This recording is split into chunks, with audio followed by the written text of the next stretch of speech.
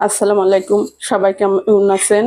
এ- এই যে দেখুন হলুদ, এখানে আমি 2 কেজি হলুদ কিনে এনে রোদ্রে শুকিয়ে ভাঙিয়ে নিয়েছি। এই হলুদের কালারটা কত সুন্দর হয়েছে। হলুদটা আমি সারা বছর রেখে খাইতে পারবো। এই দেখুন ধইনাটা আমি কিনে এনে ধুয়ে নিয়েছি। ধুয়ে ভালো করে রোদ্রে শুকিয়ে নিয়েছি। কয়েকদিন খুব রোদ গেছে। এই ধইনাটা আমি সারা বছর খেতে পারবো। আসলে ঘরে ভাঙিয়ে নিলে একটু আসলে কোনো ময়লা টয়লা থাকে না। তাহলে রোদ্রে শুকিয়ে যদি ভাঙিয়ে নেন আপনারা ওইভাবে সুন্দর অনেক সারা বছর ধরে খেতে পারবেন। আর দেখুন ধনিয়ার কালারটাও কত সুন্দর হয়েছে। আর এদের মরিচটাও কিন্তু আমি ভাঙিয়ে নিয়েছি। এটাও আমি রোদ্রে শুকিয়ে নিয়েছি। একটা বয়ামে ভরে নিয়েছি। এই মরিচের গুঁড়ার কালারটা কত সুন্দর হয়েছে। আসলে এখানে কোনো ভেজাল নাই। আপনারাও কিন্তু এভাবে রোদ্রে শুকিয়ে ভাঙিয়ে নিতে পারেন। একটু কষ্ট হলেও একদিন 2 দিন একটু কষ্ট করবেন, তাহলে কিন্তু সারা বছর ভালো জিনিসটা খেতে পারবেন। ধন্যবাদ সবাইকে।